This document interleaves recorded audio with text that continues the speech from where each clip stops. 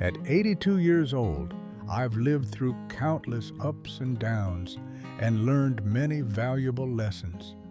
But there's one decision I regret the most, a decision that completely changed my life, moving into a nursing home. At the time, I thought I was making the right choice.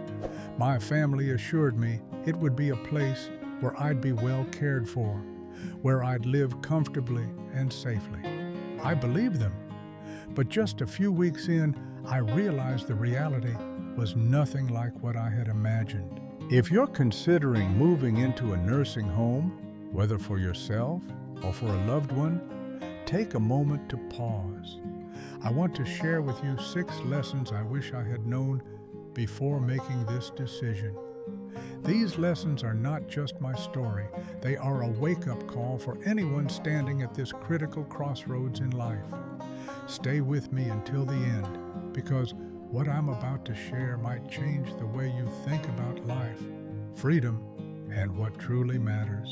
And if you know someone who's considering moving into a nursing home, share this story with them, because sometimes one small decision can change an entire life.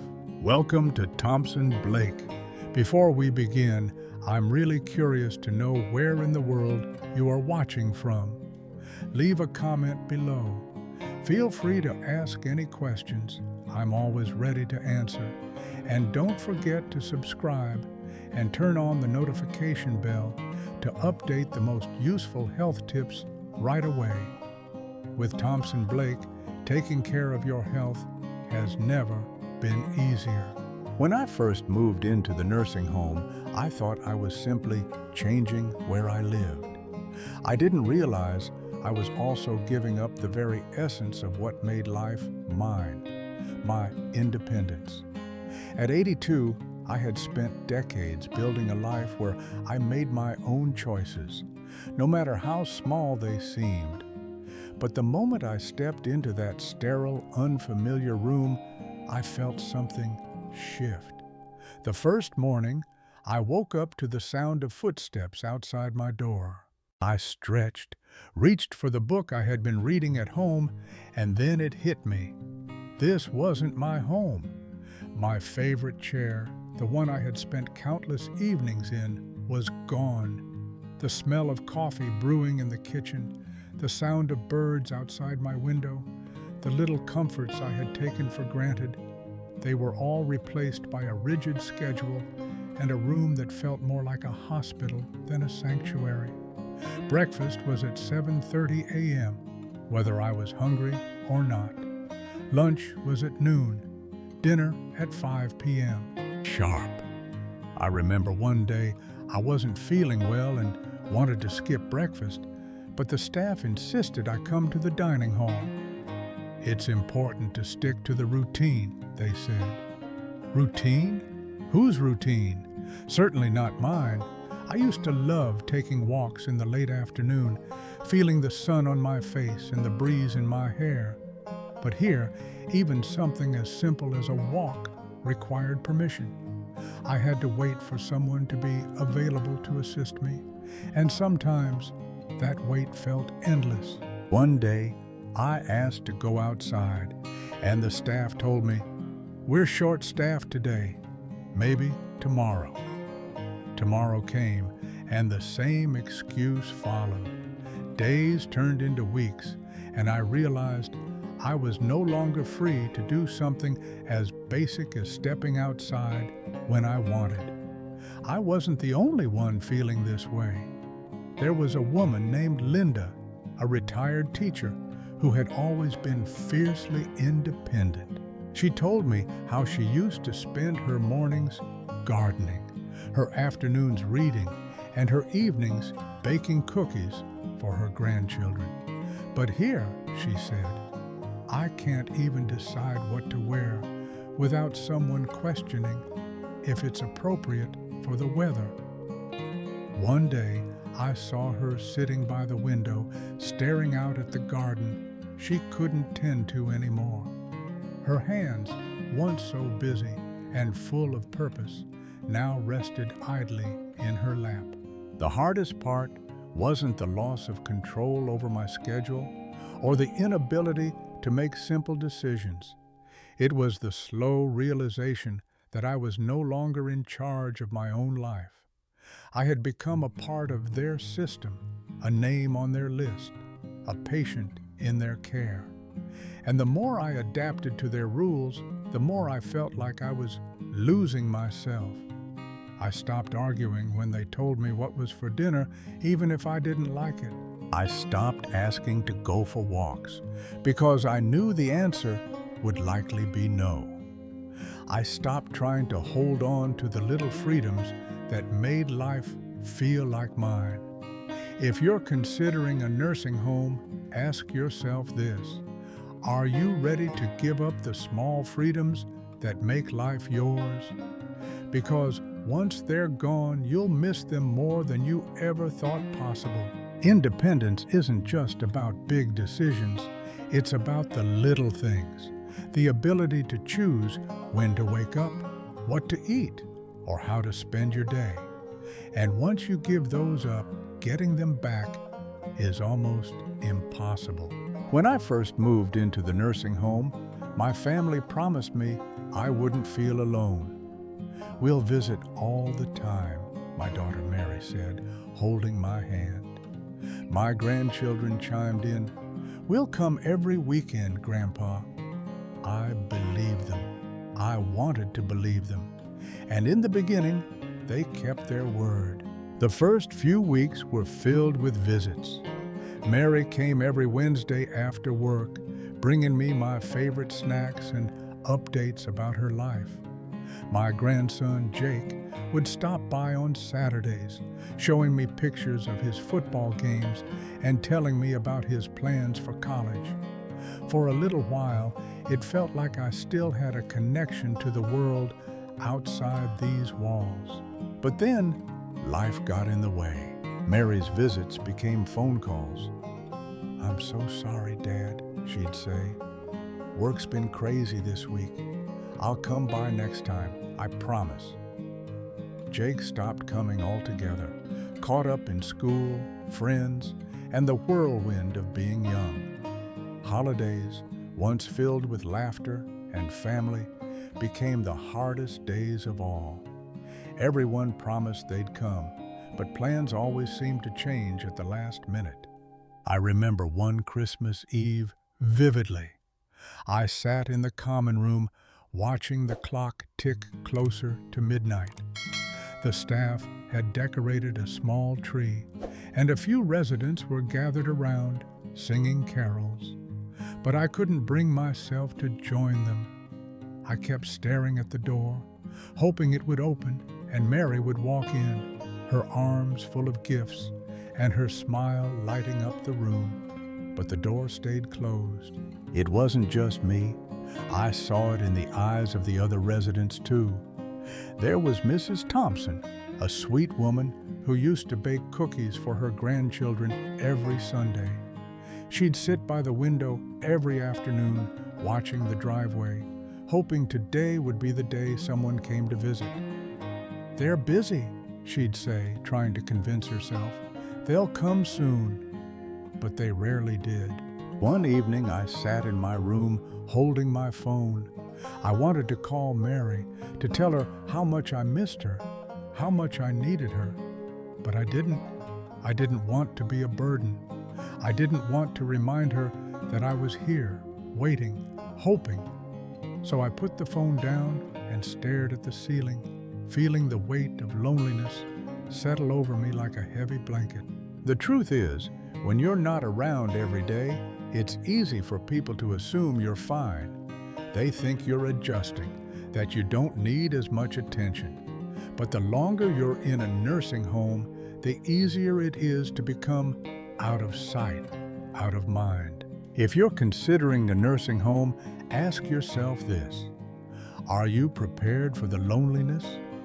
Because no matter how much your family loves you, life has a way of moving on without you. Loneliness isn't just about being alone. It's about feeling forgotten, like the world outside has moved on and left you behind. And that feeling, more than anything, is what breaks your heart. When I moved into the nursing home, I thought I was just changing where I lived. I didn't realize I was also leaving behind the very things that gave my life meaning. At home, I had responsibilities, routines, and small joys that made every day feel worthwhile. But here, in this place, those things slowly slipped away, leaving me with nothing but time and no idea how to fill it. Back at home, my mornings had a rhythm. I'd wake up, stretch, and make myself a cup of coffee. I'd water the plants in the garden, tidy up the house, and maybe bake a pie if I felt like it.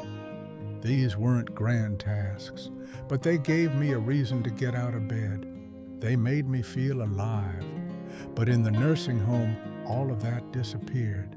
Meals were brought to me, cleaning was done by someone else, and the plants, well, they weren't mine to care for anymore. At first, I told myself it would be nice to finally relax, to have no chores or responsibilities. But after a few weeks, the days began to stretch endlessly, each one blending into the next. I wasn't the only one feeling this way. There was a man named George, a retired carpenter who had spent his entire life building things with his hands. At home, he was always working on little projects in his garage, fixing a chair, crafting a birdhouse, or repairing something for a neighbor. But here, there were no tools, no projects, no purpose. I remember sitting with George one afternoon in the common room. He was staring at his hands, hands that had once been strong and skilled, now idle and trembling slightly. "I feel useless," he said quietly, his voice heavy with sadness. "I used to wake up every day knowing I had something to do, something to create. Now I just sit here, waiting for time to pass." His words hit me hard because I felt the same way. Without the little rituals and responsibilities that had once filled my days, I started to feel like I was just existing, not living. I saw it in the other residents too.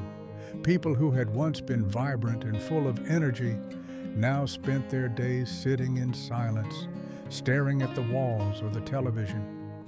One day, I tried to find something to do, anything to bring back a sense of purpose. I asked if I could help set the tables for dinner or fold the laundry, but the staff gently told me, "You don't need to worry about that. We'll take care of it." They meant well, but their kindness only deepened the emptiness I felt. The truth is, when you no longer have something to care for, something to work toward, life starts to lose its meaning.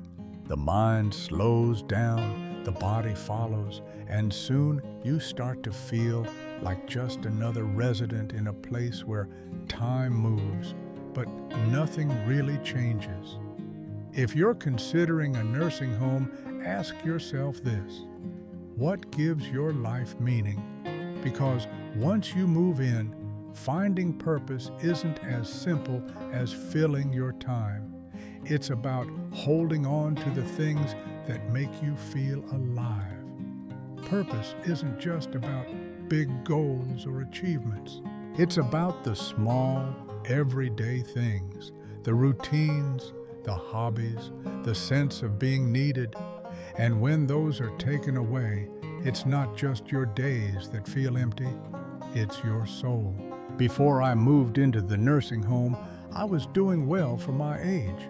I wasn't running marathons, but I could take care of myself. I cooked my own meals, went for walks, and kept my body moving with little routines that kept me strong. I thought I was just moving into a place where life would be easier, where I wouldn't have to worry about the small things. But what I didn't realize was that the very ease I was looking forward to would become my undoing. At first, it felt like a luxury. Meals were brought to me, so I no longer had to stand in the kitchen chopping vegetables or stirring pots. If I needed something, I could press a button and someone would come to help. I didn't have to clean, carry groceries, or even walk very far. It seemed like a dream, but slowly, without even noticing, I started to change. I remember the first time I noticed it. I was sitting in my chair trying to get up, and my legs felt heavier than usual. I brushed it off, thinking I was just tired. But the next day, it happened again, and then again. Soon, getting out of a chair felt like a chore, something I had never struggled with before. I wasn't alone in this. There was Alice, an 81-year-old woman who had been full of life when she first arrived. She used to take daily walks around the facility, insisting she wasn't going to slow down just because of her age. "I'm not ready for a wheelchair," she'd say with a laugh. But after a few months, I noticed she wasn't walking as much. Then she started using a walker, and before long, she was in a wheelchair, her once strong legs now too weak to carry her. One day, I asked her what had happened. She looked at me with tears in her eyes and said, "I don't know when it happened, but I feel like I've aged 10 years in just a few months." Her words stayed with me because I felt the same way. The truth is, when you stop using your body, you start losing it. The less I moved, the weaker I became. The muscles I had spent years maintaining began to disappear. My legs felt stiffer, my balance became unsteady, and even simple tasks like standing or walking across the room started to feel like challenges. The nursing home was designed to make life easier, but in doing so, it made it too easy to stop moving. And the less I moved, the more I needed help.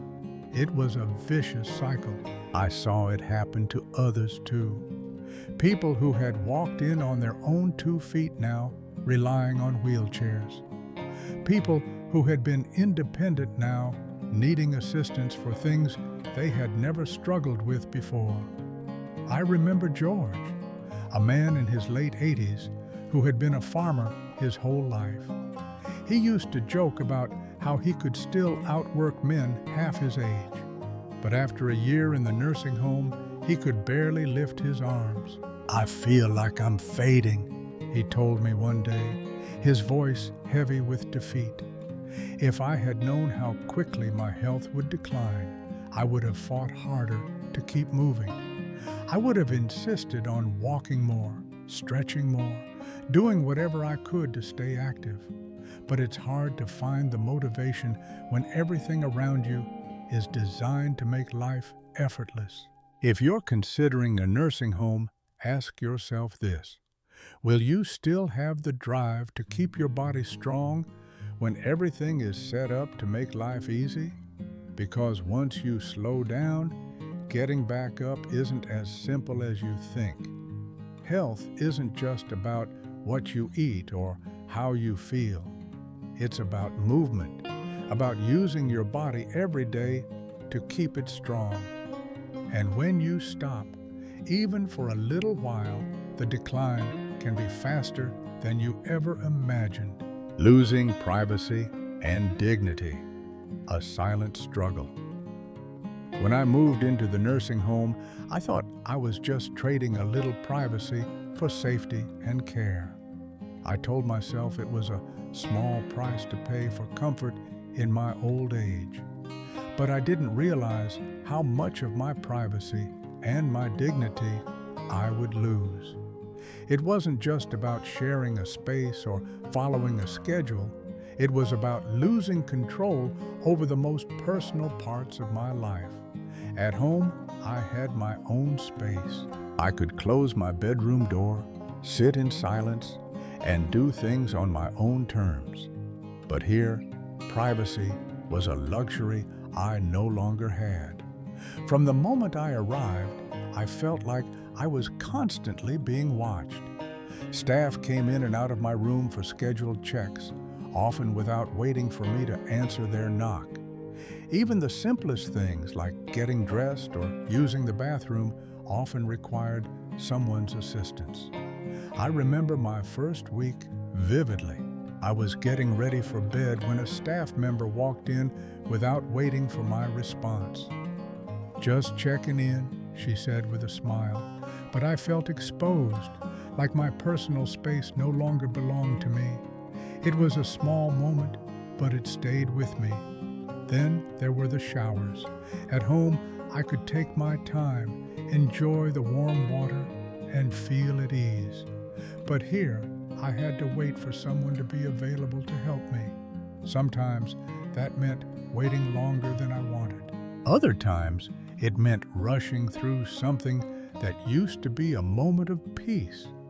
I remember one day when I asked for a shower and the staff told me, "We're short-staffed today. Can it wait until tomorrow?" I nodded, but inside I felt humiliated. And it wasn't just the staff. Sharing a room with a stranger was another challenge. I was lucky to have a kind roommate, but not everyone was so fortunate. There was a man named Frank who shared a room with someone who had severe cognitive issues.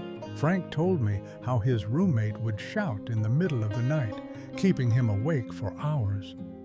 "I feel like I'm living in someone else's chaos," he said one day, his eyes heavy with exhaustion. Even meal times felt like a loss of control. At home, I could eat what I wanted, when I wanted. But here, the menu was set, and if I didn't like what was being served, there were no other options. I remember one evening when they served meatloaf, something I've never liked. I asked if there was anything else, but the staff just shook their heads. "This is what we have tonight," they said. I ate it, but every bite felt like a reminder that my choices no longer mattered. The hardest part, though, was the loss of dignity.